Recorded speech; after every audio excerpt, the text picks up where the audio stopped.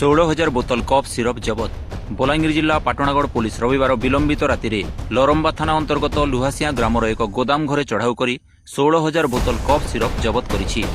जबत होइतिबा कफ सिरपर आनुमानिक मूल्य 25 लाख टंका हेबो बोली जଣାपड़िछि। अन्यपक्षे गोदाम मालिक सत्यनारायण अग्रवाल और गुलू घटनास्थल फेरार थिबा पुलिस सूत्रରୁ प्रकाश मिलिछि।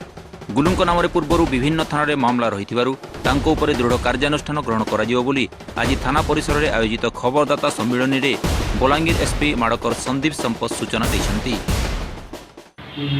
लरम्बा थाना अंदर लोहासिंगा गाँव गोटे गोडाउन अच्छी से गोडाउन रे बहुत मात्रा रे जो कप सिरप अच्छी इस कप सिरप कोडिंग रोचे तो बहुत बड़ा स्टॉक अच्छी एमती खबर पाई से खबर पाइला आम जॉइंट टीम फॉर्म करूँ जितने लरम्बा एसी नायक बाबू थे आम पाटनागढ़ एसी प्रियंका मैडम थे ये ग्रुपर नेतृत्व करते एसडीओ पाटनागढ़ नायक बाबू खबर पाइला आम तुरंत चढ़ाऊ कर गोडाउन रेड कर गोडाउन वर्तमान लरम्बा थाना लुहासिया ग्रामर सत्यनारायण अग्रवाल और गोलूଙ୍କ गोदाम घरे विपुल परिमाणर चोरा कप सिरप गच्छित रखा कौनसी विश्वस्त सूत्रରୁ खबर पाई बलांगीर एसपी को निर्देश क्रमे लरम्बा थानाधिकारी विनोद बिहारी नायक एवं पाटणागढ़ थानाधिकारी के प्रियंका राउतराय को पाटणागढ़ उपखंडीय पुलिस अधिकारी सुरेश चंद्र नायक नेतृत्व में एक स्वतंत्र टीम गठन कर उक्त गोदाम घरे चढ़ऊ कर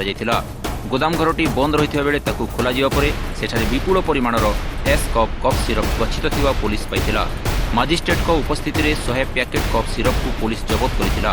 प्रत्येक पैकेट रे 100 मिली विशिष्ट 160 लेखाएं बोतल रही बेले यार बिक्रय मूल्य 25 लाख टंका हेबो बोली जणा जायछि। तेबे सत्यनारायण को किए कहीं एवं किभली एते परिमाणर निशायुक्त औषध जोगाईदेला ताहा एक प्रश्नवाची होई रही जायछि। पाटणागढ़ मिनिकेतन मेहर भोजराज बरिया रिपोर्ट ओडिशा टाइम्स।